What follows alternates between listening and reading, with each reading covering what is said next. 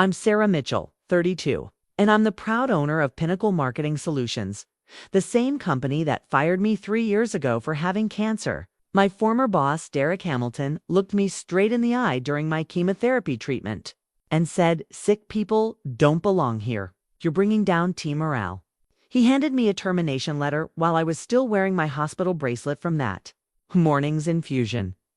What Derek didn't know was that I'd been documenting everything, every discriminatory comment, every mispromotion despite my stellar performance, every humiliating moment he put me through. The $2.3 million settlement I won didn't just give me financial security. It gave me the power to buy his precious company when it went up for sale 6 months later. Today, Derek works as a junior account manager, reporting directly to me. Like and subscribe if you've ever dreamed of turning the tables on a toxic boss before. Everything fell apart. I was Derek Hamilton's golden employee. For 3 years at Pinnacle Marketing Solutions, I'd consistently exceeded every target, landed the biggest clients, and mentored junior staff members who looked up to me like I was some kind of marketing wizard. My original employment contract, signed with such hope and excitement, promised equal opportunities and fair treatment for all employees regardless of personal circumstances. I remember the day I signed that contract, my hands trembling slightly with excitement as I committed to what I thought would be my dream job. The company handbook spoke of work-life balance, comprehensive health benefits, and a supportive environment where employees could thrive even during personal challenges. Derek himself had smiled warmly during my interview, telling me how Pinnacle valued loyalty and took care of their own. My cubicle was positioned perfectly to catch the morning light, streaming through the office windows.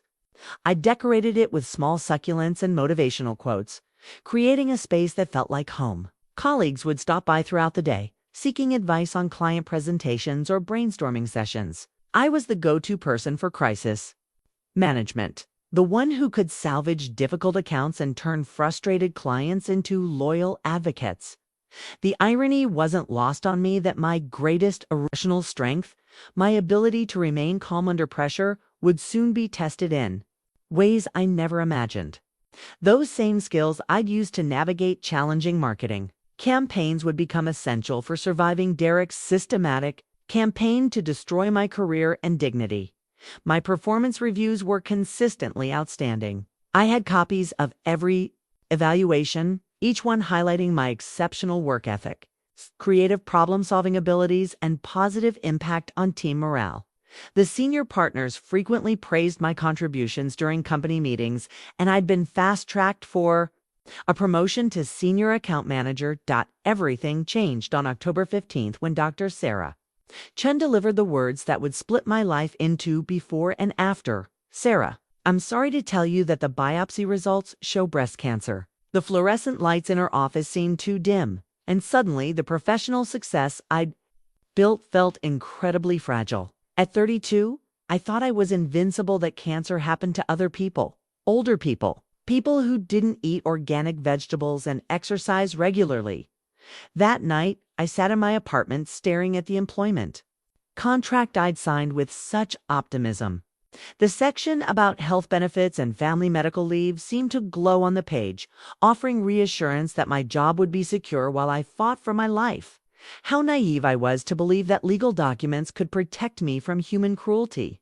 The medical appointment schedule became my new reality, a color-coded calendar that dictated every aspect of my existence. Tuesdays were for chemotherapy, Thursdays for blood work, and Fridays for consultations with my oncologist. I meticulously planned my work schedule around these appointments, sending Derek detailed requests for accommodation weeks in advance. Initially, I believed my transparency would be appreciated. I provided him with a comprehensive treatment timeline, showing exactly when I'd need time off and when I'd be available for client meetings. My medical team had assured me that many cancer patients continued working during treatment, and I was determined to be one of them. The first sign of trouble came during a team meeting just 2 weeks after my diagnosis. I'd missed Monday's client presentation due to an emergency oncology appointment, and Derek made sure everyone knew about it. Sarah decided not to show up for the Morrison account meeting. He announced to the room, his voice dripping with disdain, I guess some people think their personal issues matter more than our clients. My cheeks burned with embarrassment as 12 pairs of eyes turned toward me.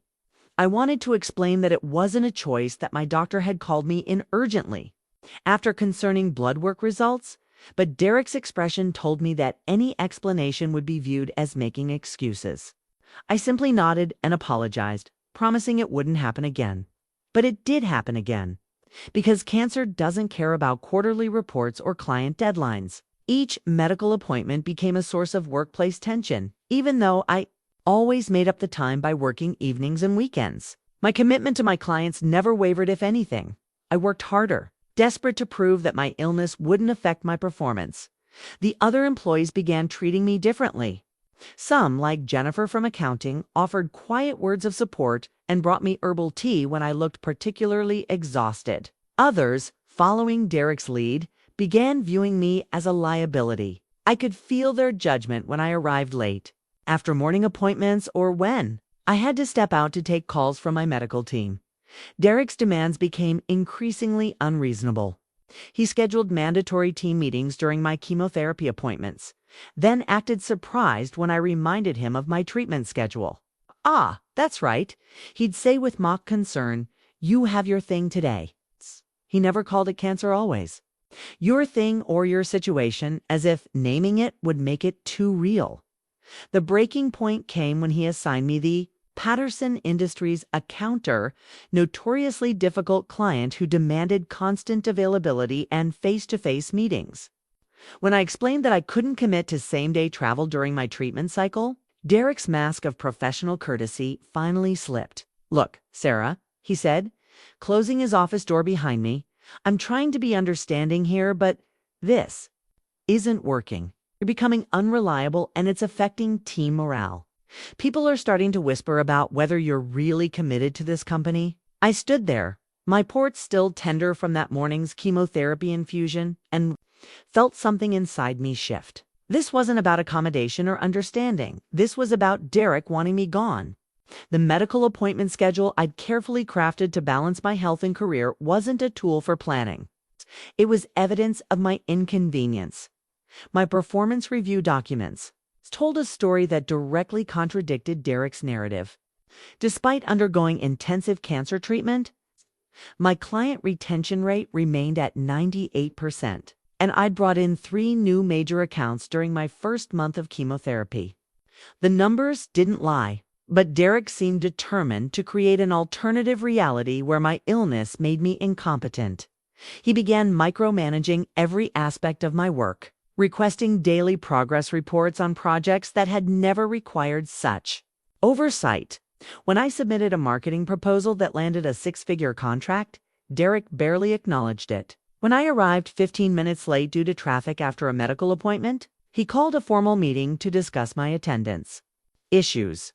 The harassment escalated gradually, like a pot slowly coming to boil. Derek started making pointed comments during staff meetings about employees who used personal problems as excuses for poor performance. He never mentioned my name directly, but his eyes would find mine across the conference room, making his target clear to everyone present. I began carrying a small digital recorder in my purse, a suggestion from my sister who worked in human resources. "Document everything," she'd advised. "You never know when you might need proof." I felt paranoid at first, but as Derek's behavior became more aggressive, I realized how prescient her advice was. The recordings captured conversations that would later become crucial evidence. Derek discussing with another manager how my illness made me damaged goods for client relationships. His cruel joke about how chemotherapy patients should work from home because nobody wants to catch whatever they have. His admission that he was building a case to terminate me for cause, to avoid paying unemployment benefits.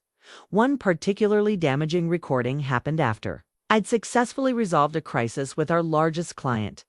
Their CEO had personally called to praise my handling of a PR nightmare that could have cost them millions. Instead of celebrating this victory, Derek pulled me aside and said, "Don't think one good day erases months of your unreliability. Sick. People don't belong in high-pressure environments like this." Those words would haunt him later, but in that moment, they felt like a physical blow.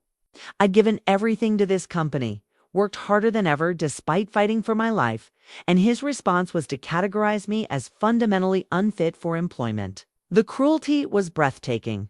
My colleagues began to notice the hostile environment Derek was creating. Jennifer from accounting started leaving encouraging notes on my desk. Marcus from creative services made a point of publicly praising my work during meetings. But others, sensing the direction of Derek's intentions, began distancing themselves from me. Office politics became a survival strategy, and associating with the employee Derek wanted gone felt too risky for their own job security. The documentation I was gathering painted a clear picture of systematic discrimination. Email chains, where Derek questioned my judgment on decisions that were ultimately successful. Performance metrics that showed I was exceeding expectations while he simultaneously wrote negative evaluation comments. Witness statements I was quietly collecting from colleagues who'd heard his inappropriate remarks. But what I didn't realize was that Derek was building his own fabricated narrative of incompetence and unreliability designed to justify my termination.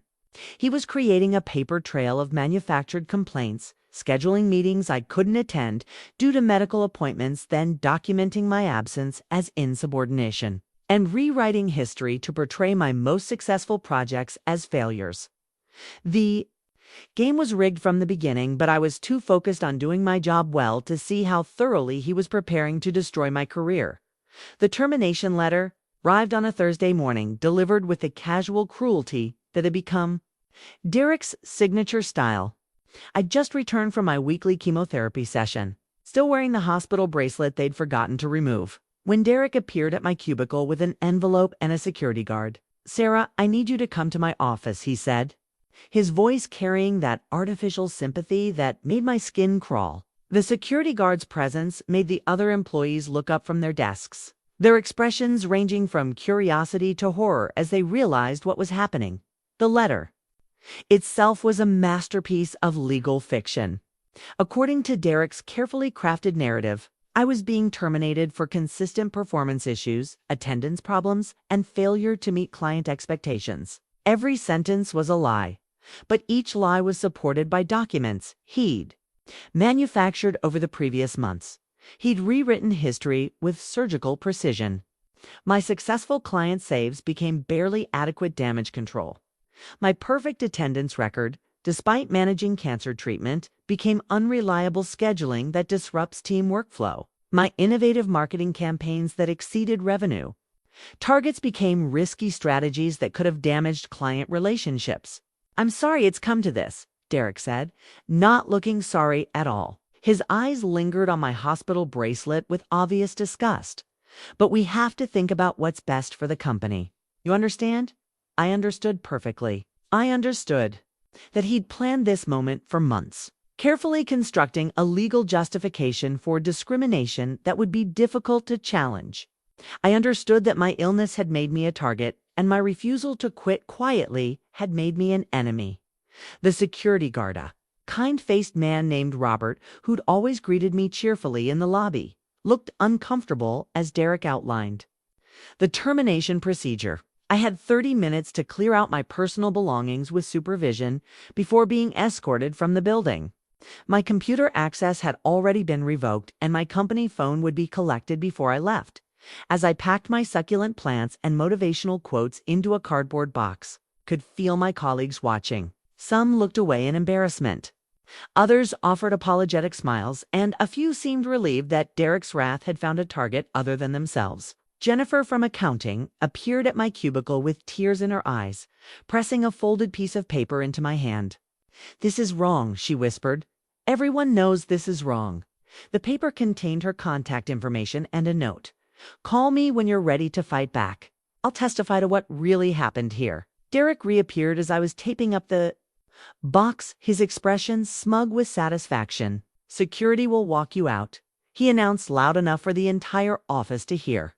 "Please remember you signed a non-disclosure agreement regarding company proprietary information." The walk to the elevator felt endless. 23 steps from my cubicle to the elevator bank, each one witnessed by colleagues who knew I was being destroyed for having cancer. The elevator doors closed on an office full of people who understood exactly what they just witnessed, but were too afraid to speak up in the lobby. Robert, the security guard, helped me carry my box to the parking garage. "Miss Mitchell," he said, "quietly, I want you to know that what happened up there, that's not right. That's not who we're supposed to be." I sat in my car for 20 minutes after he left, staring at the termination letter and feeling the weight of absolute betrayal. The hospital bracelet on my wrist was a reminder of the morning's chemotherapy, the poison I'd welcomed into my body to save my life. Now, I wondered if surviving cancer would matter if Derek had successfully destroyed my career and financial security. But as I drove home, something crystallized in my mind. Derek had made a crucial mistake in his arrogance. He'd assumed I would disappear quietly, another casualty of corporate cruelty who would be too sick and too broke to fight back. He was about to learn how wrong he was. The audio recordings I'd collected over the past months became my lifeline in the dark days following my termination. Late at night, when the chemotherapy-induced insomnia kept me awake, I'd listen to Derek's voice admitting his discriminatory intentions with chilling clarity.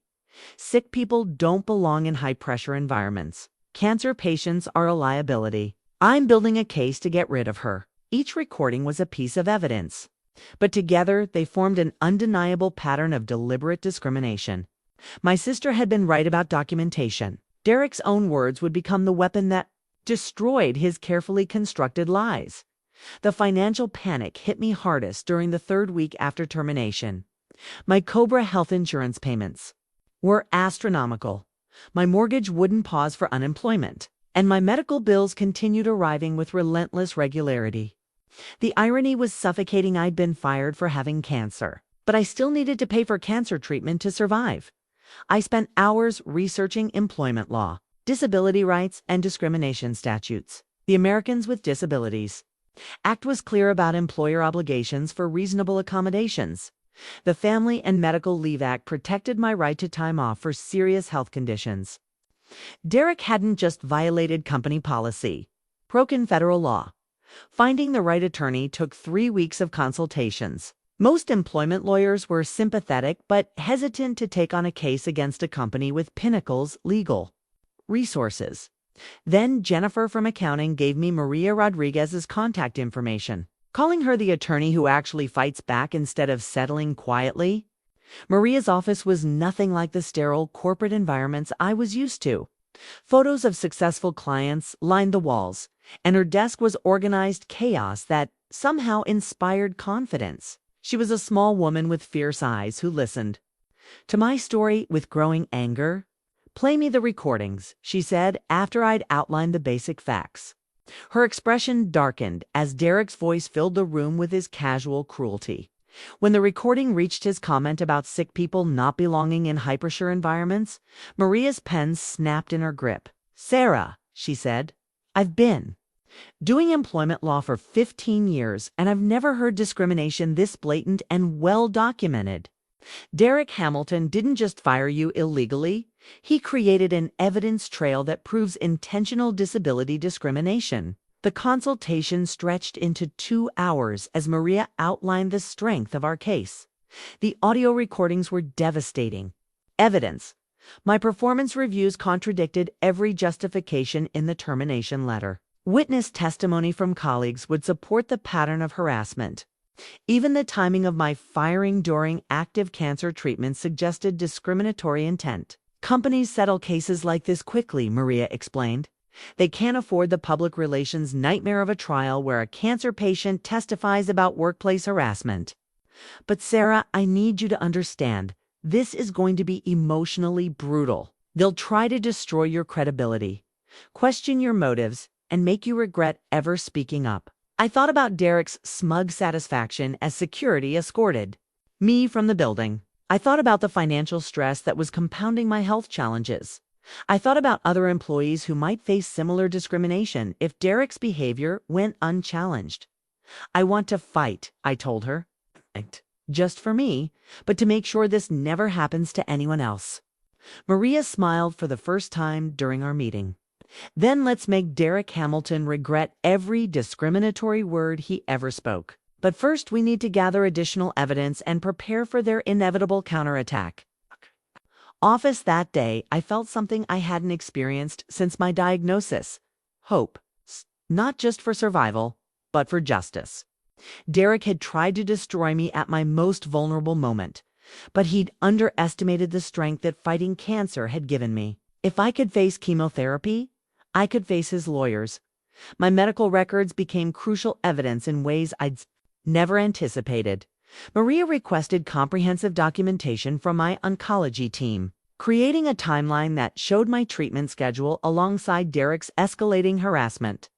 The records proved that my cancer was never cicatrized. Been transparent about my condition and accommodation needs from the beginning. Dr. Chen provided a detailed letter explaining my diagnosis, treatment protocol, and prognosis. Her medical opinion was clear. My cancer and treatment regimen would not have prevented me from performing my job duties with reasonable accommodations. The Americans with Disabilities Act required employers to engage in good faith dialogue about workplace modifications, something Derek had never attempted. Building the legal case required revisiting every painful moment of the past year. Maria's team interviewed me for hours, extracting details I'd tried to forget. The pattern of discrimination emerged like a photograph developing in solution, gradually revealing the full scope of Derek's systematic campaign against me. We gathered witness statements from current and former employees who'd observed Derek's behavior. Jennifer from accounting provided a sworn affidavit detailing multiple instances of discriminatory comments. Marcus from creative services documented the hostile work environment and Derek's pattern of targeting employees with health issues. Even Robert, the security guard, testified about Derek's inappropriate comments during my termination.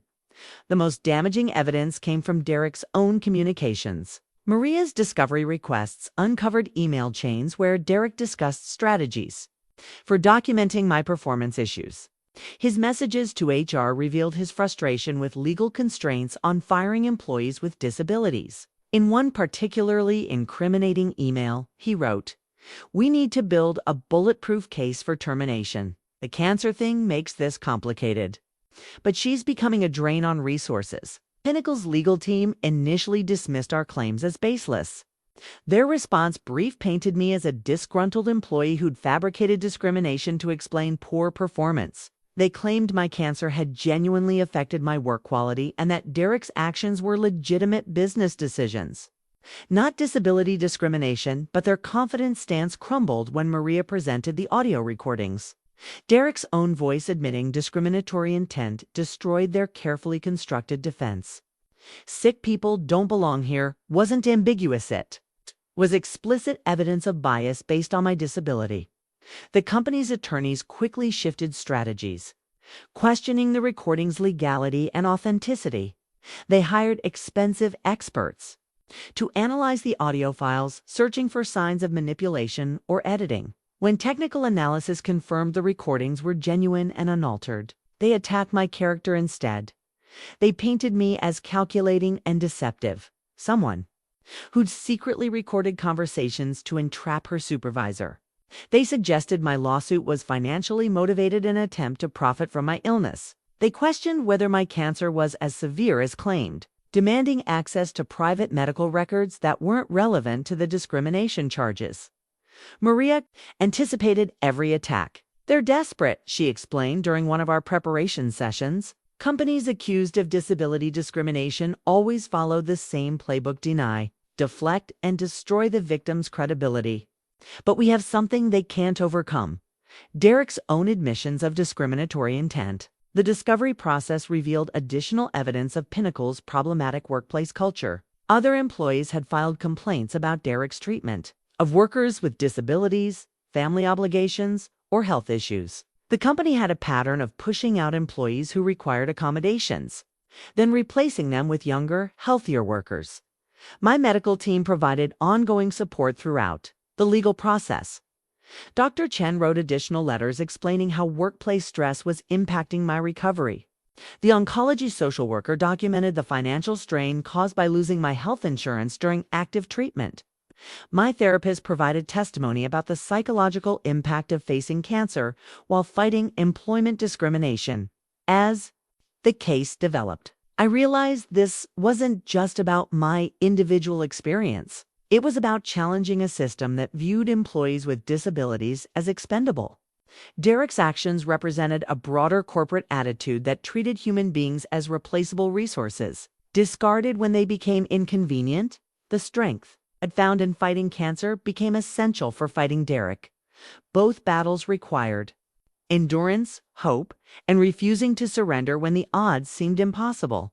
But unlike cancer, this fight would have a clear winner and loser. The deposition transcripts became a permanent record of Derek's lies unraveling under oath. Sitting across from him in that sterile conference room, watching him squirm as Maria systematically dismantled his fabricated narrative, was the first time I'd felt powerful since my diagnosis. Derek arrived at his deposition, dressed in an expensive suit and radiating the confidence of someone who believed his own lies. He'd clearly been coached by Pinnacle's legal team. His answers were measured, calculated, and completely contradicted by the evidence we'd gathered. "Mr. Hamilton," Maria began, "you testified that Ms. Mitchell's performance declined significantly after her cancer diagnosis. Can you explain why her client retention rate remained at 98% during this period?" Derek shifted uncomfortably. Performance isn't just about retention rates. There are other factors: reliability, team collaboration, overall productivity. "I see. Let's discuss reliability. You've documented multiple instances of Ms. Mitchell missing meetings due to what you called personal issues. Were you aware that these absences were for chemotherapy treatments?" "I was aware she had some health situation." "Yes, some health situation?" "Mr. Hamilton, Ms. Mitchell provided you with detailed medical documentation and treatment schedules. Are you claiming you were unaware she had cancer?" The room fell silent except for the court reporters typing. Derek's attorney leaned over to whisper something, but Derek waved him off. "I knew she was dealing with health issues, but my responsibility is to the company and our clients." Maria smiled, never a good sign for opposing counsel. "Your responsibility. Let's listen to how you described that responsibility." She played the recording where Derek told another manager that sick people don't belong in high-pressure environments. Derek's face went pale as his own voice filled the room with undeniable evidence of discriminatory intent. "Mr. Hamilton, is that your voice on the recording?" That conversation was taken out of context." "What context would make this statement?" "Sick people don't belong here, appropriate for discussing an employee with cancer." Derek's composure finally cracked. "Look, I was frustrated.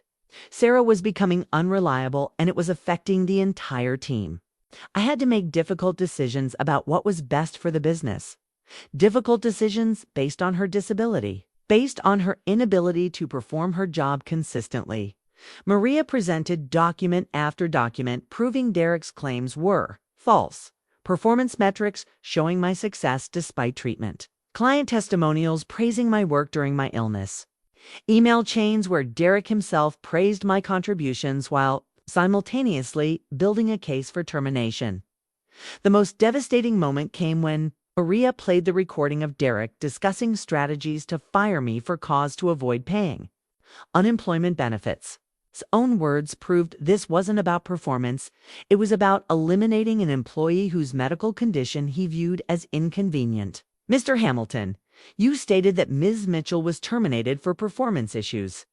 But this recording suggests you were looking for reasons to fire her specifically because of her cancer diagnosis.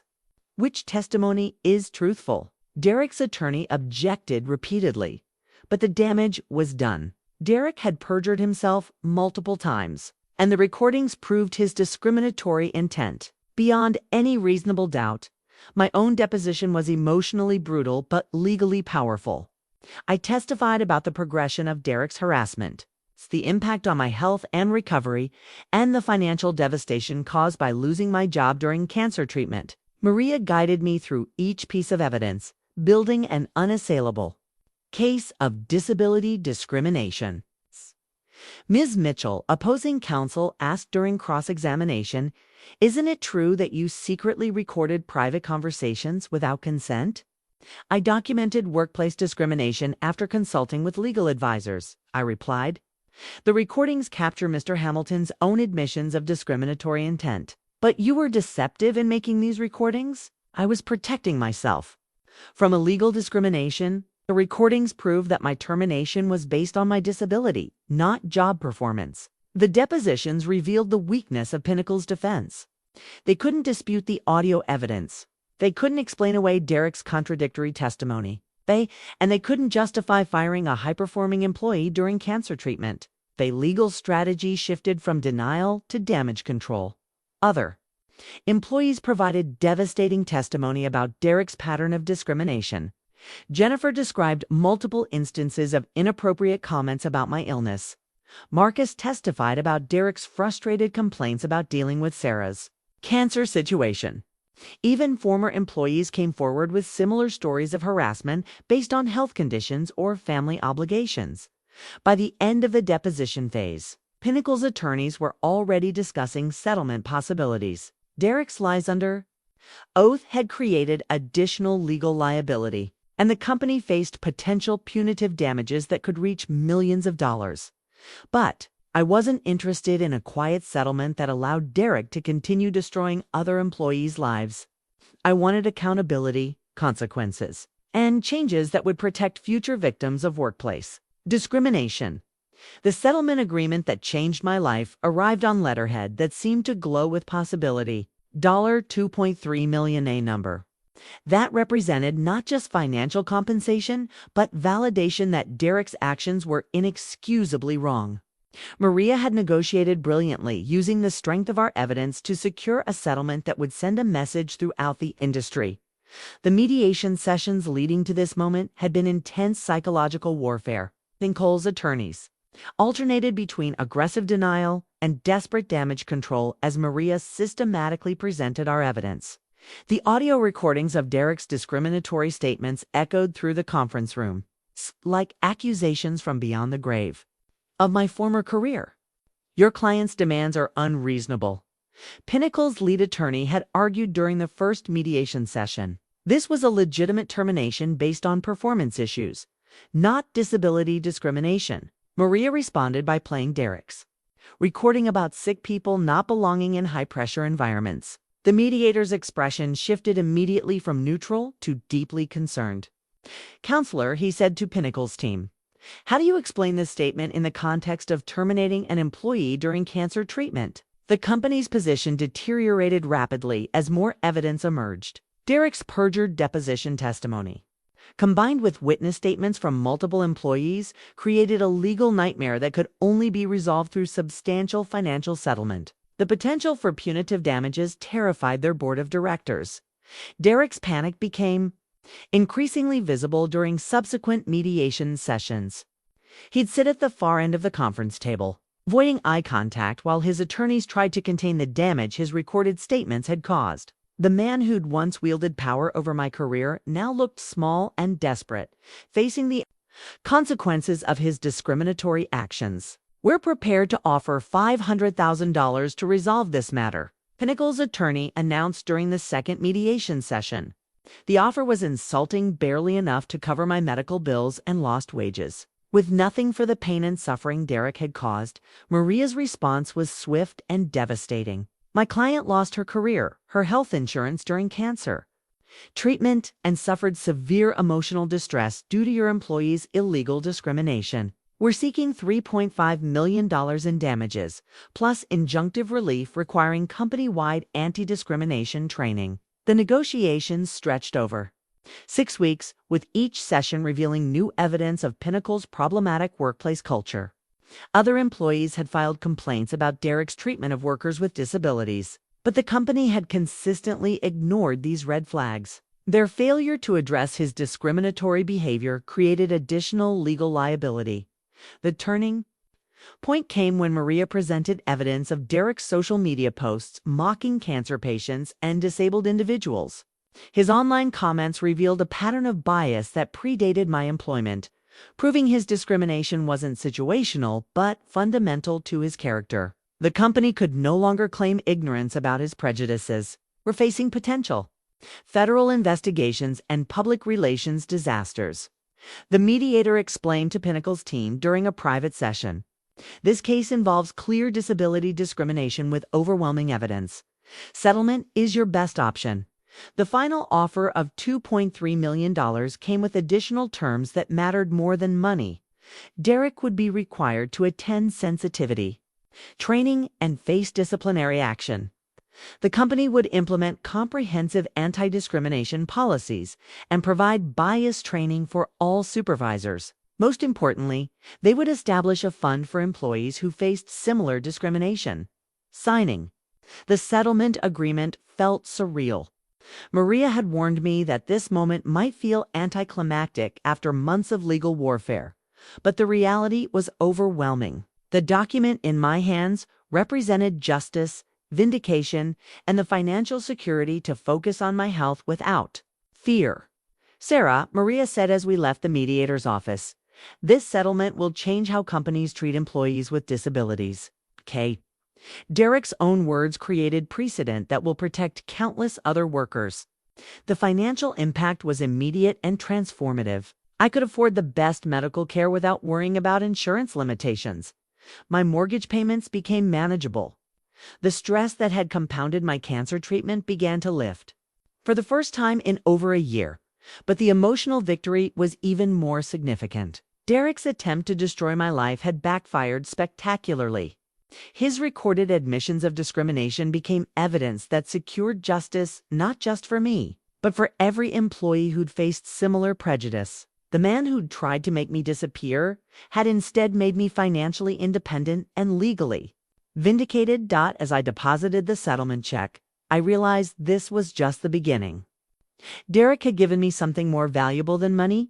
He'd given me the power to fight back against systematic workplace discrimination. The question now was how to use that power most effectively. The bank statement showing my settlement deposit felt like evidence from someone else's life.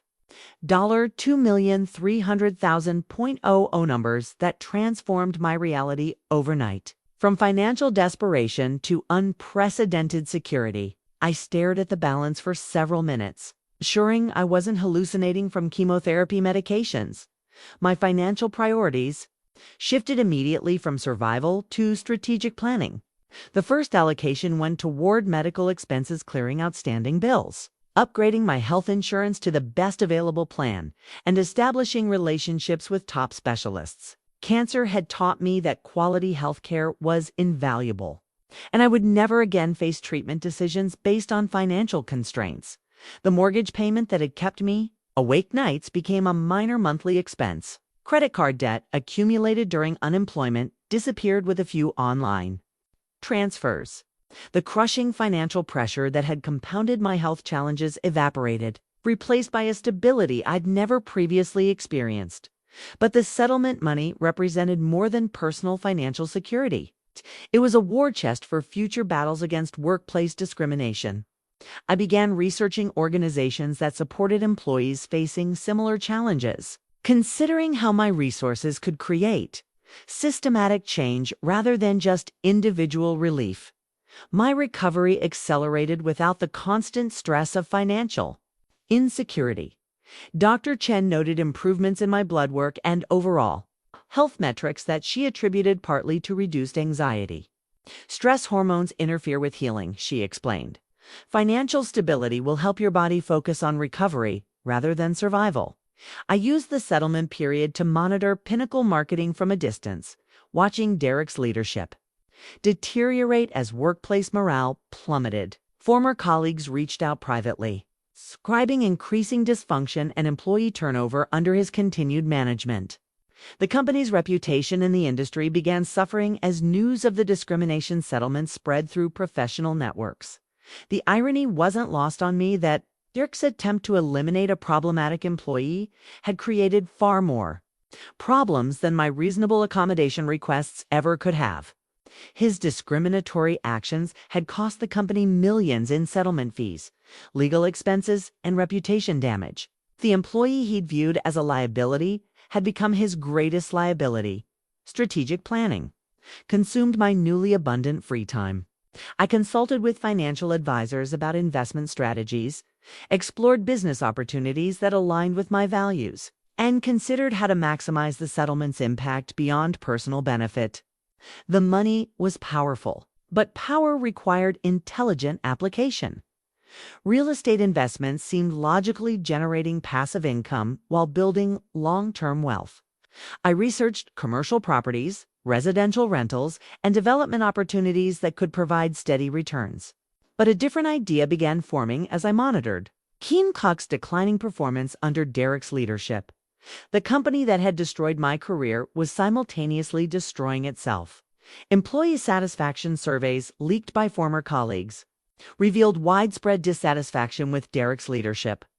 Client accounts were defecting due to poor service and high staff turnover. The business model that had once seemed invincible was cracking under the weight of toxic management. Market research revealed that Pinnacle was struggling financially, despite a thriving industry environment. Derek's discriminatory management style was driving away talented employees and alienating longtime clients. The company's valuation had declined significantly since my termination. Creating potential investment opportunities, I began assembling a team of advisors.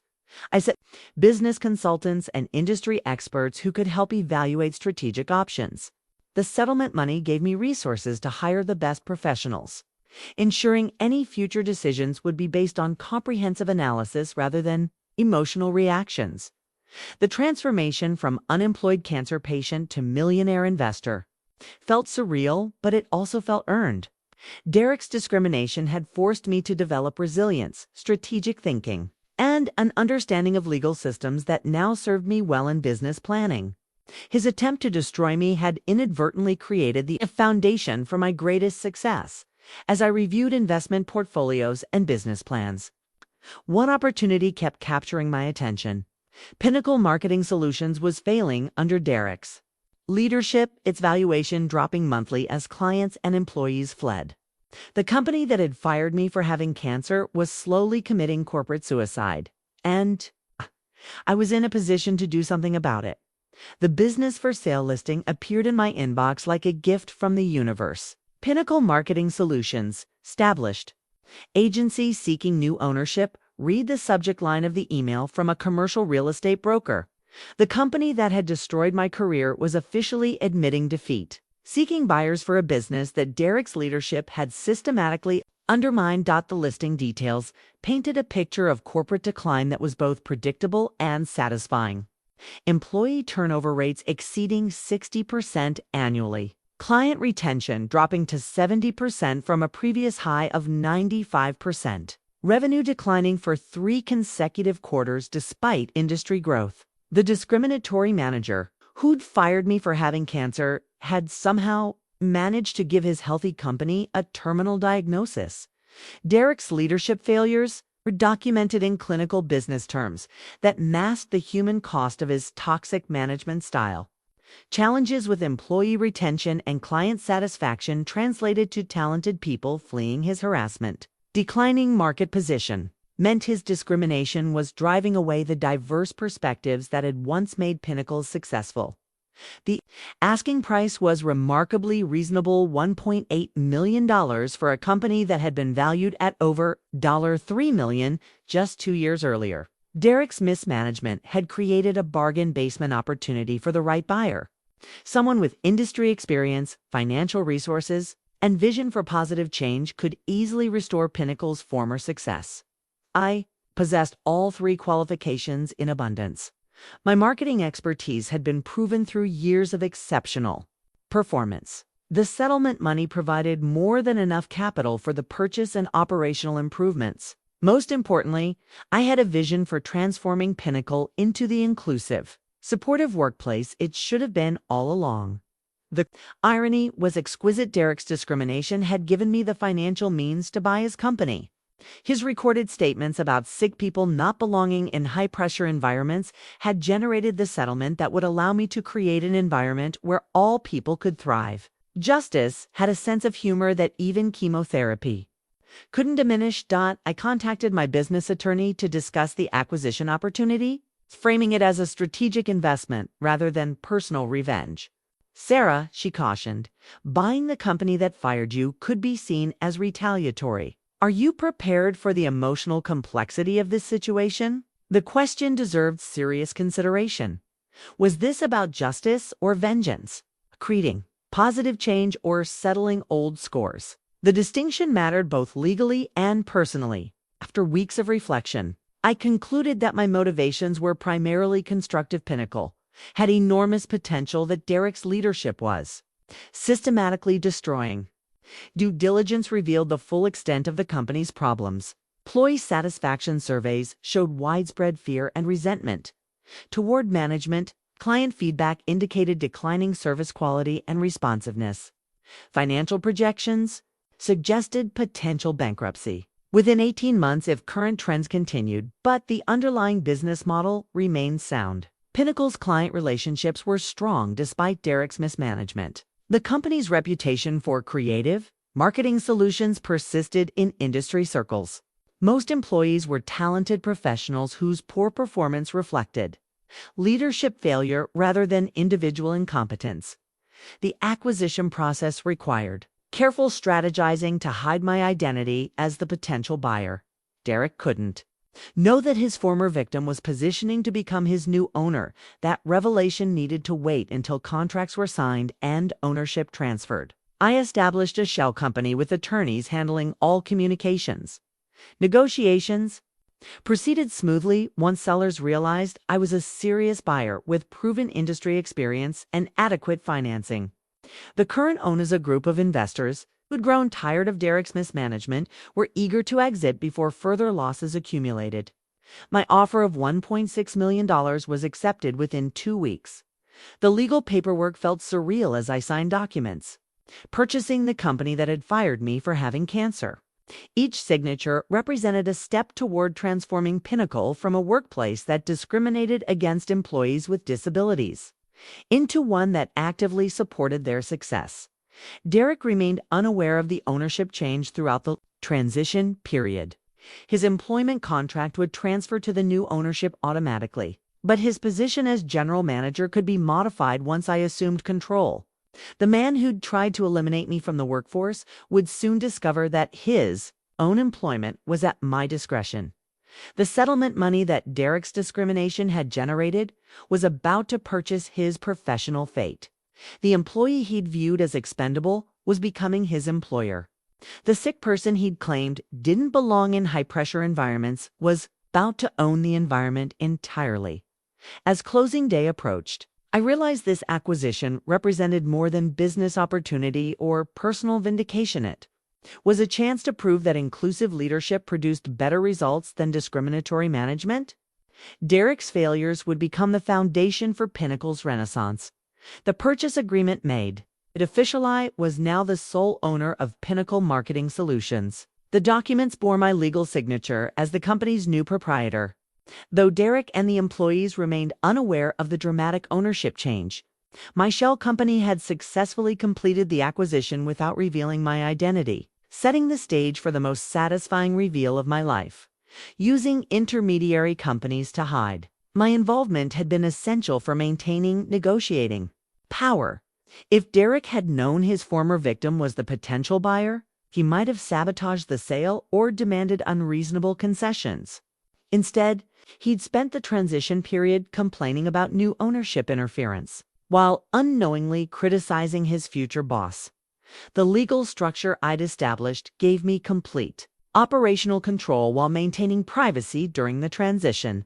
My attorneys had crafted employment contracts that protected existing staff while giving me authority to make necessary leadership changes. Derek's position as general manager would continue temporarily, but his decision-making power had already been transferred to me. Strategic planning for Pinnacle's transformation had consumed weeks of preparation. I'd researched best practices for inclusive workplace cultures, consulted with diversity experts, and developed comprehensive policies that would protect employees from the discrimination I'd experienced.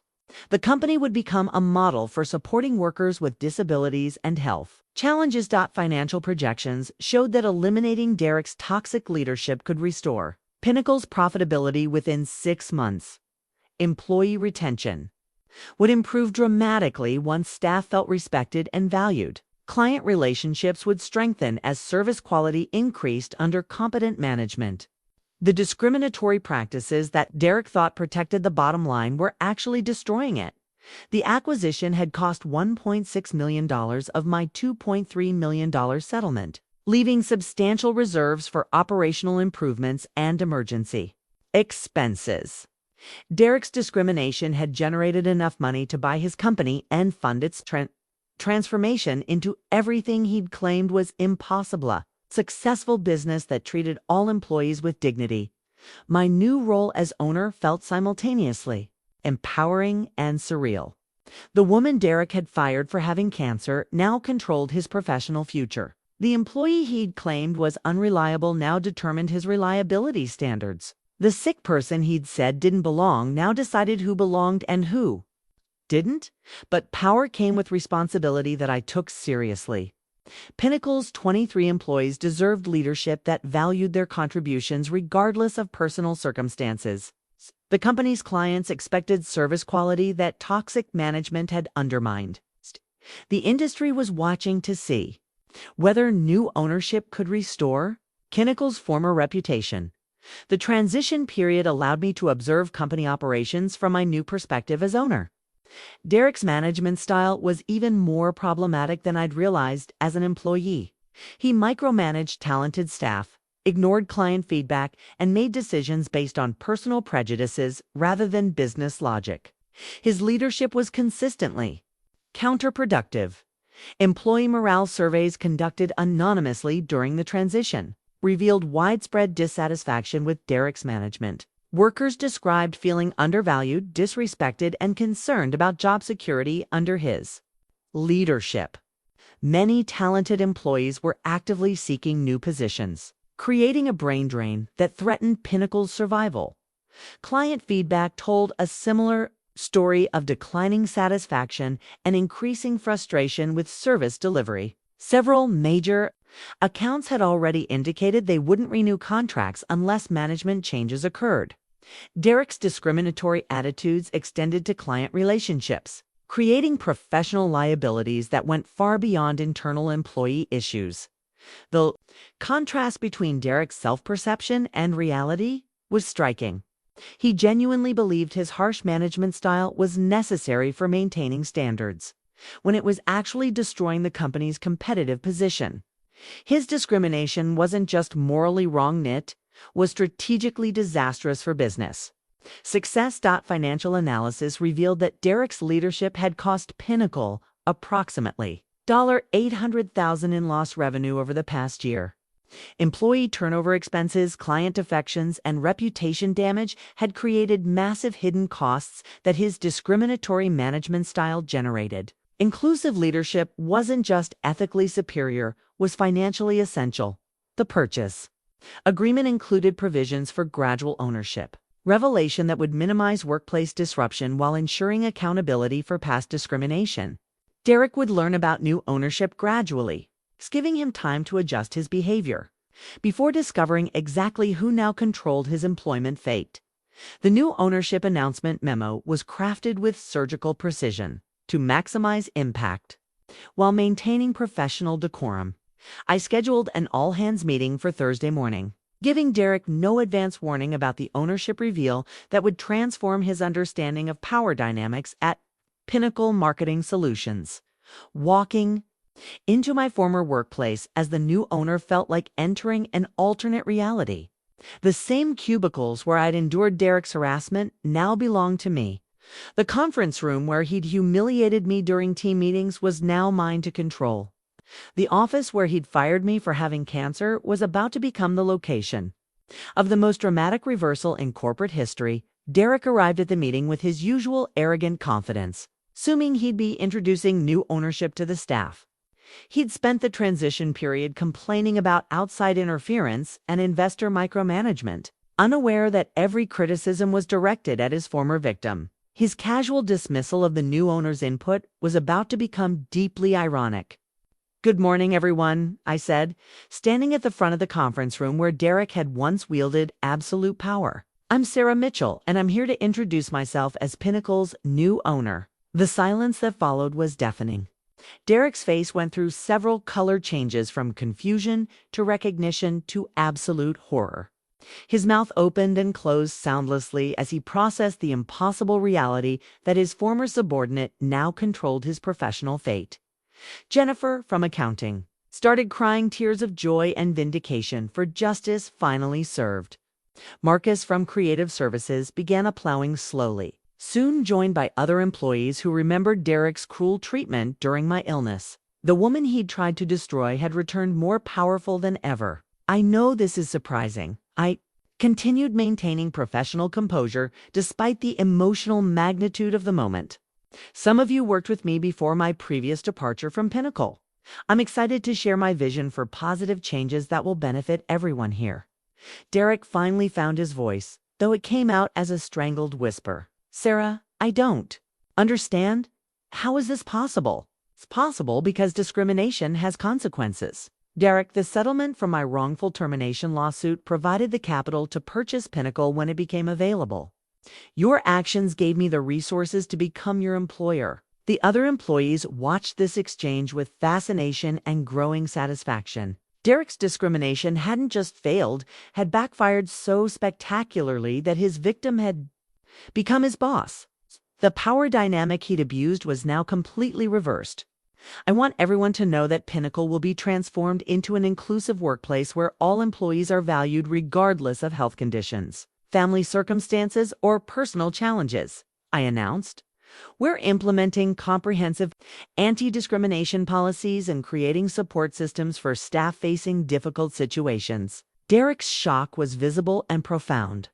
The man who'd built his identity around workplace dominance was suddenly powerless, dependent on the mercy of someone he'd tried to destroy. His arrogance crumbled as he realized the full implications of his reversed circumstances. "Derek," I said, addressing him directly while the entire staff listened, "your employment contract transfers to new ownership automatically. However, your position and responsibilities will be reviewed based on past performance and future potential." The threat was subtle but unmistakable. Derek's employment now depended on demonstrating the respect and professionalism he'd never shown me. The standards he'd failed to meet when discriminating against employees with disabilities would now determine his own job security. Several employees approached me after the meeting to express their amazement and support. "I can't believe you bought the company," Jennifer said through happy tears.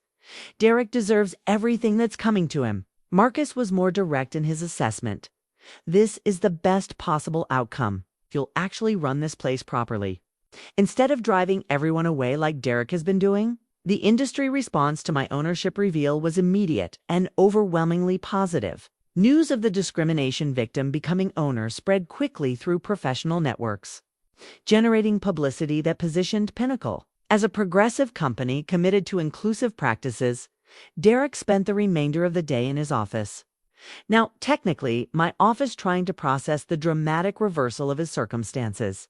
The discriminatory manager who'd fired me for having cancer was now employed at my discretion. The employee he'd viewed as expendable now determined his expendability. That evening, I sat in my new office reviewing personnel files and strategic plans for Pinnacle's renaissance. The settlement money Derek's discrimination had generated was already transforming the company he'd nearly destroyed. Justice had a poetic sense of timing that even Hollywood couldn't have scripted better. Derek's new employment contract sat on my desk like a monument to ironic justice. The document outlined his demotion from general manager to junior account coordinator, position that reported directly to me and carried responsibilities similar to what I'd handled during my early career at Pinnacle. The same man who'd fired me for having cancer was now dependent on my approval for every professional decision. His desperate acceptance of the humiliating terms revealed how completely his circumstances had changed. Derek had few employment options after word spread through the industry about his role in a major discrimination lawsuit. His reputation for toxic management made him unemployable at other agencies, leaving him dependent on the mercy of his former victim. "Sarah," he said during our first supervision meeting, his voice carrying none of its former arrogance. "I want you to know that I'm grateful for this opportunity. I understand that my previous management style was problematic, and I'm committed to learning better approaches." The transformation was remarkable and pathetic. Derek's confidence had evaporated, replaced by nervous deference that felt uncomfortable, even for someone who'd suffered his abuse. Power dynamics had reversed so completely that I almost felt sympathy for his psychological adjustment challenges. "Derek, your success in this position depends on demonstrating respect for all colleagues, regardless of their personal circumstances," I explained. "The standards you'll be held to are the same ones every employee deserves: professional courtesy, collaborative teamwork, and inclusive behavior." His new responsibilities included supporting colleagues with accommodation needs, participating in diversity training, and contributing to the positive workplace culture I was building. The man who'd claimed sick people didn't belong in high-pressure environments was now required to help create supportive environments for employees facing health challenges. The employment contract included specific performance metrics related to inclusive behavior and colleague support. Derek's compensation and job security would depend partly on feedback from coworkers about his respectful treatment of their diverse needs. His future success required learning the empathy he'd never shown others. Financial necessity forced Derek to accept terms that his former arrogance would never have tolerated. His mortgage payments and lifestyle expenses required steady income that only Pinnacle could provide, given his damaged professional reputation. The discriminatory manager had become economically dependent on his discrimination victim's generosity. Watching Derek adjust to subordinate status provided insights into workplace power dynamics I'd never considered as an employee. His previous authority had been built on fear and intimidation rather than competence and respect. Without positional power to abuse, actual leadership capabilities proved nearly non-existent. The other employees watched Derek's demotion with fascination and satisfaction. Jennifer from accounting made pointed comments about karma. Finally, working during staff meetings, Marcus from creative services enjoyed assigning Derek junior-level tasks that emphasized his reduced status. The workplace bullying Derek had modeled was being gently reflected back to him. But I was determined that Pinnacle's transformation wouldn't be built on revenge or retribution. Derek's humiliation served justice, but sustainable change required focusing on positive workplace culture rather than punishing past mistakes. His demotion was necessary accountability, not vindictive payback. Training sessions on inclusive management became mandatory for all supervisory staff, with Derek required to attend despite his reduced responsibilities. Watching him take notes about respectful communication and disability accommodation felt surreal given his previous attitudes about such topics. The research shows that inclusive workplaces are more productive and profitable, the diversity consultant explained during one training session. Derek nodded earnestly, perhaps finally understanding that his discriminatory attitudes had been bad for business as well as morally wrong. Client relationships improved dramatically once Derek's discriminatory influence was removed from account management. His tendency to make assumptions about clients based on personal characteristics had damaged several important relationships that I was now working to repair through professional competence and respectful service. The contract terms also included provisions for Derek's potential rehabilitation and advancement if he demonstrated genuine change in his attitudes and behavior. The goal wasn't permanent punishment, but creating accountability that could lead to personal growth and improved workplace contribution.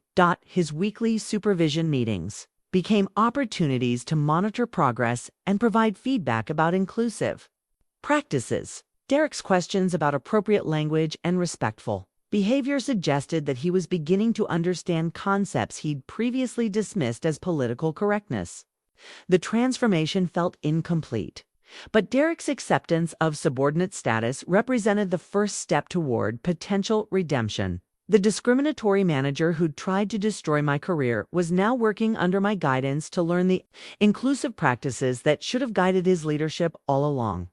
The new company policy manual I developed became Pinnacle's foundation for inclusive excellence. Every page reflected lessons learned from experiencing Derek's discrimination and my determination to create the supportive workplace that should have existed during my cancer treatment.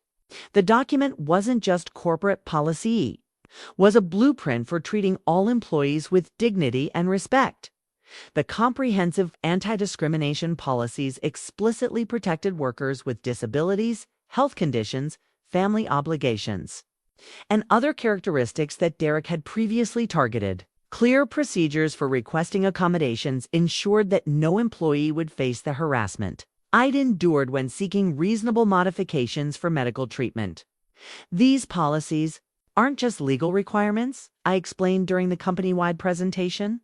They represent our commitment to valuing every team member's contributions regardless of personal circumstances. We succeed together or we fail together. There's no place here for discrimination or exclusion. Derek sat in the front row taking detailed notes, his expression reflecting genuine engagement with concepts he'd previously dismissed. The transformation wasn't complete, but his willingness to learn suggested that accountability could produce behavioral change even in seemingly irredeemable people. The flexible work arrangements policy allowed employees to adjust schedules for medical appointments, family emergencies, or personal challenges without fear of retaliation. The accommodation request process was streamlined and confidential, preventing the public humiliation that Derek had inflicted on me when I needed chemotherapy. Treatments. Mental health support became a cornerstone of our enhanced benefits package.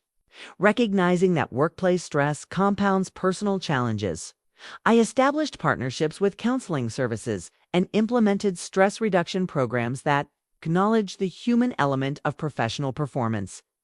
Jennifer, from accounting, was the first employee to test the new accommodation policies when her father was diagnosed with Alzheimer's disease. Her request for modified hours to manage his care appointments was approved immediately, with colleagues offering additional support for her workload during difficult periods. "I can't believe how different this feels," Jennifer told me privately. "Under Derek's management, I would have hidden my family situation and probably quit rather than ask for help. Now I feel supported instead of judged." The Employee Assistance Program provided resources for workers facing health challenges, financial difficulties, or personal crises. Understanding that life circumstances affect work performance, we created systems for temporary support rather than permanent punishment. When employees needed accommodation, Derek's adjustment to the new policies required constant supervision and guidance. His instinctive responses to employee requests often reflected his old discriminatory attitudes, requiring correction and re-education about appropriate management approaches. The learning process was slow but measurable. Training sessions on unconscious bias became monthly requirements for all staff, with Derek participating alongside junior employees despite his management experience. Watching him struggle with concepts about inclusive language and respectful communication was both satisfying and educational for everyone involved. The workplace culture transformation was visible within weeks of implementing new policies. Employee satisfaction surveys showed dramatic improvements in feelings of respect, support, and job security. Staff members began sharing personal challenges openly, knowing they'd receive help rather than discrimination. Client feedback reflected the internal culture changes as account management became more responsive and professional. Derek's discriminatory attitudes had affected external relationships, and removing his influence allowed natural service quality to emerge from talented staff members who felt valued and supported. "The energy here is completely different," Marcus observed during a team meeting. "People actually want to come to work now instead of dreading Derek's daily hostility. It's amazing what happens when employees feel respected." The productivity improvements were measurable and significant. When workers didn't fear discrimination or retaliation, they focused energy on professional excellence rather than self-protection. The inclusive environment I'd created was producing better business results than Derek's discriminatory management ever had. Revenue growth accelerated as employee retention improved and client satisfaction increased. The financial benefits of inclusive practices were becoming undeniable. Treating people with dignity wasn't just morally correct, it was economically superior to discrimination and harassment. Derek's gradual acceptance of inclusive policies suggested that even deeply prejudiced attitudes could change under proper accountability and education. His transformation wasn't complete, but his compliance with respectful behavior standards created a foundation for potential redemption. The policy manual became a living document that evolved based on employee feedback and emerging best practices. Creating truly inclusive workplaces required constant attention and improvement, not just initial policy implementation. The quarterly revenue report exceeded every projection I'd made when purchasing Pinnacle Marketing Solutions. Under inclusive leadership, the company had generated $1.2 million in the past 3 months, a 40% increase over the same period under Derek's discriminatory management. The financial data proved that treating employees with respect wasn't just morally superior, it was economically transformative. Employee retention had improved from Derek's disastrous 60% annual turnover to an industry-leading 8%. When workers felt valued and supported, they contributed their best efforts instead of planning escape strategies. The cost savings from reduced recruitment and training expenses alone justify the policy changes I'd implemented. Client satisfaction scores reached all-time highs as account management became responsive and professional. Derek's discriminatory attitudes had infected client relationships, creating service problems that extended far beyond internal workplace issues. Removing his toxic influence allowed Pinnacle's talented staff to demonstrate their true capabilities. "I've never seen transformation this dramatic," my business consultant reported during our monthly review. Companies typically take years to recover from toxic leadership. Pinnacle's turnaround in 6 months suggests that Derek's management was even more damaging than anyone realized. The financial success created opportunities for employee benefits, expansion, and facility improvements. Profit-sharing bonuses became possible for the first time in 3 years, rewarding staff members who'd endured Derek's harassment with tangible appreciation for their contributions. Justice wasn't just about accountability, it was about prosperity, shared among deserving people. Derek's performance in his demoted position had been adequate but unremarkable. He followed instructions, completed assignments, and avoided the discriminatory behavior that had defined his previous management style. The change felt more like compliance than genuine transformation. But compliance was sufficient for maintaining his employment. His colleagues' assessments of Derek's behavioral changes were mixed, but generally positive. "He's definitely trying to be better," Jennifer observed. "This feels forced rather than natural, but at least he's not actively making people miserable anymore." The success metrics included qualitative improvements that couldn't be captured in financial reports. Employee stress levels decreased dramatically when workers didn't fear discriminatory retaliation for personal circumstances. Workplace creativity flourished when diverse perspectives were valued instead of suppressed. Marcus had been promoted to creative director, his talents finally recognized without Derek's bias interference. Under his management, I felt like my ideas were dismissed before I even presented them, Marcus explained. "Now I feel heard and valued, which makes me want to contribute more innovative solutions." The industry recognition for Pinnacle's transformation brought positive publicity that attracted new clients and talented job candidates. Awards for inclusive workplace practices and disability accommodation generated media coverage that positioned us as progressive leaders in corporate social responsibility. Derek's reaction to the company's success was complex and difficult to interpret.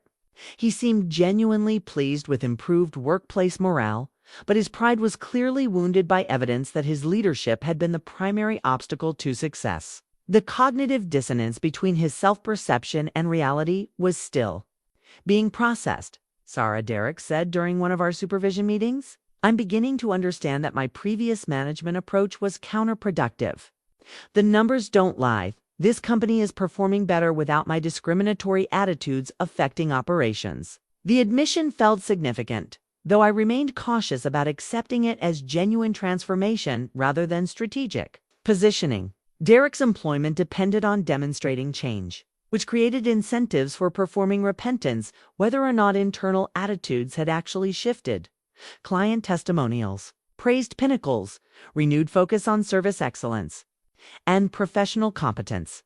Several major accounts that had considered leaving under Derek's management renewed long-term contracts based on improved performance and responsiveness. The discriminatory manager's removal had saved relationships worth hundreds of thousands. In annual revenue, the quarterly report became a case study in inclusive leadership's business benefits. MBA programs began featuring Pinnacle's transformation as an example of how workplace diversity and inclusion initiatives produced measurable financial returns. Derek's discrimination had inadvertently created a teaching moment about the costs of bias. New employee recruitment became significantly easier as word spread about Pinnacle's positive workplace culture. Talented professionals who'd previously avoided the company due to Derek's reputation now actively sought positions with us. The discriminatory environment he'd created had been a barrier to accessing top talent. The success felt validating but also sobering. Derek's management had wasted enormous human potential and financial opportunity through unnecessary discrimination. The prosperity we were experiencing had always been possible as prejudices had simply prevented it from emerging. The thank you card from Emma Rodriguez, our newest employee, captured everything I'd hoped to achieve by transforming Pinnacle's workplace culture. Dear Sarah, it read, your approval of my flexible schedule during my mother's cancer treatment means everything to our family. I never thought I'd find an employer who understood that supporting employees through difficult times creates loyalty. That lasts forever. Emma's situation mirrored my own experience in painful detail. Talented professional facing the challenge of balancing career demands with family medical crises. The difference was that she'd found the supportive workplace I wish had existed during my own cancer battle. Her gratitude represented validation that systemic change was possible and meaningful. Derek's personal growth had become increasingly evident over the past year, though his transformation remained incomplete and sometimes uncomfortable to witness. During a recent team meeting, he'd voluntarily shared his own family's struggle with his father's recent diabetes diagnosis, acknowledging how the experience had opened his eyes to accommodation needs he'd previously dismissed. I used to think requesting time off for medical appointments was making excuses, Derek admitted to the group. Now I understand that supporting employees through health challenges isn't weakness. It's basic human decency that makes business sense. The evolution felt genuine but fragile, like a recovering addict who understood their problem but still struggled with ingrained patterns. Derek's prejudices had been deeply rooted, and changing fundamental attitudes required constant vigilance and reinforcement through positive workplace experiences. His attempted apology came during one of our monthly supervision meetings, delivered with obvious internal struggle and incomplete self-awareness. Sarah, I know I can't undo the damage I caused during your illness. I was wrong about everything: your capabilities, your value to the company, and what constitutes good management. The words felt inadequate given the magnitude of harm he'd inflicted, but they represented more accountability than most discrimination victims ever receive from their harassers. Derek's recognition of wrongdoing was a starting point for healing, even if full justice remained elusive. Your apology matters, Derek, I replied carefully, but what matters more is ensuring this never happens to anyone else. The changes we've implemented here need to be permanent, not dependent on who's in leadership positions. His commitment to sustained change would be tested over time, but the structural policies I'd established created safeguards against future discrimination regardless of individual manager attitudes. Systems mattered more than personal transformation in protecting vulnerable employees from workplace abuse. The broader impact of Pinnacle's transformation extended beyond our company walls.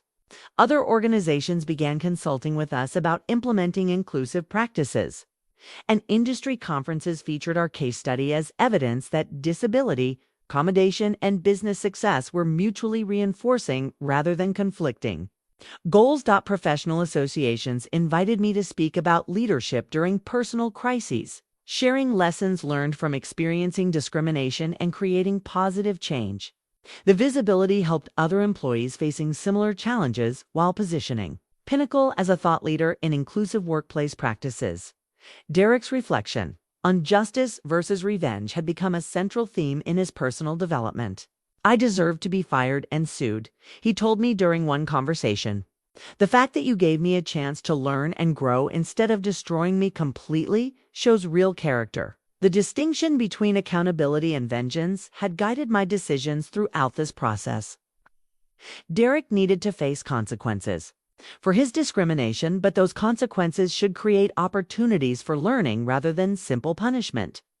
Justice served everyone better when it included possibilities for redemption. My own healing had accelerated as I watched discriminatory systems transform into inclusive practices. Creating positive change for other employees had been more therapeutic than any individual victory over Derek could have provided.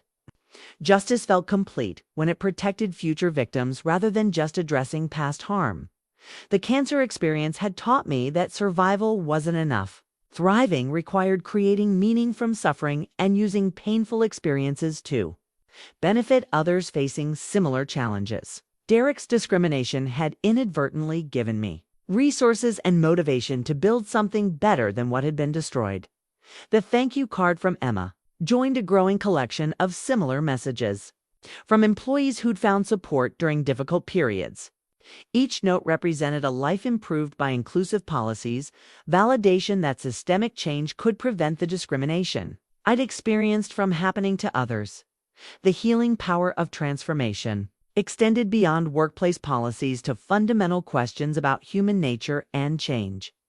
Derek's gradual development suggested that even deeply prejudiced attitudes could evolve under proper accountability and education, offering hope for broader social progress. The framed photograph on my office wall captures the essence of what Pinnacle Marketing Solutions has become: 28 smiling employees at our annual company celebration, representing the diverse, thriving team that Derek's discrimination nearly prevented from existing. Every face in that picture tells a story of professional growth in an environment where personal challenges are met with support rather than hostility. 3 years have passed since I walked back through Pinnacle's doors as owner rather than victim. The transformation has exceeded every goal I set when purchasing the company with settlement money from Derek's discrimination lawsuit. We've become a model for inclusive workplace practices, proving that treating employees with dignity produces superior business results. Derek stands in the back row of the group photo, his expression reflecting the complex mixture of gratitude and humility that has defined his gradual rehabilitation. He's earned promotion back to senior account coordinator, still reporting to me, but managing client relationships with competence and respect he never demonstrated during his discriminatory management period. The cancer that Derek once viewed as disqualifying weakness has been in remission for over 2 years. Regular checkups with Dr. Chen bring consistently positive results, and my health has never been better.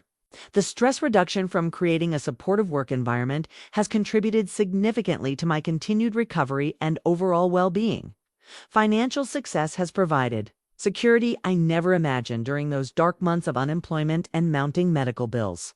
Pinnacle's revenue has doubled under inclusive leadership, generating wealth that I've shared through profit bonuses, enhanced benefits, and community investment programs that support other cancer patients facing employment discrimination.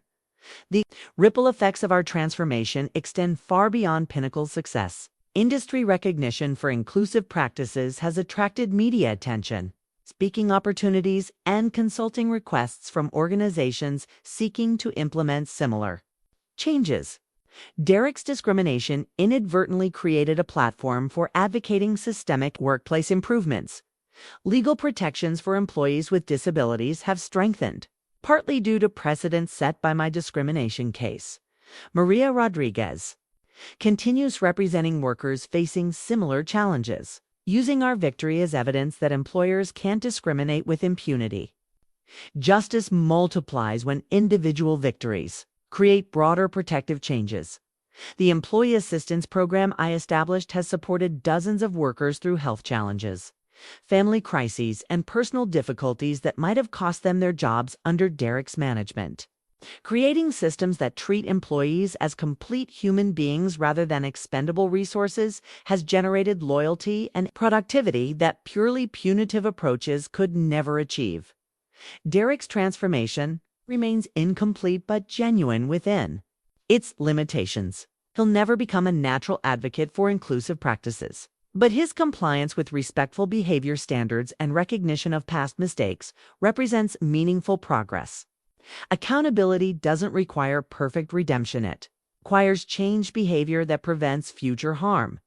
The lesson that emerged from this experience transcends workplace policies or individual justice.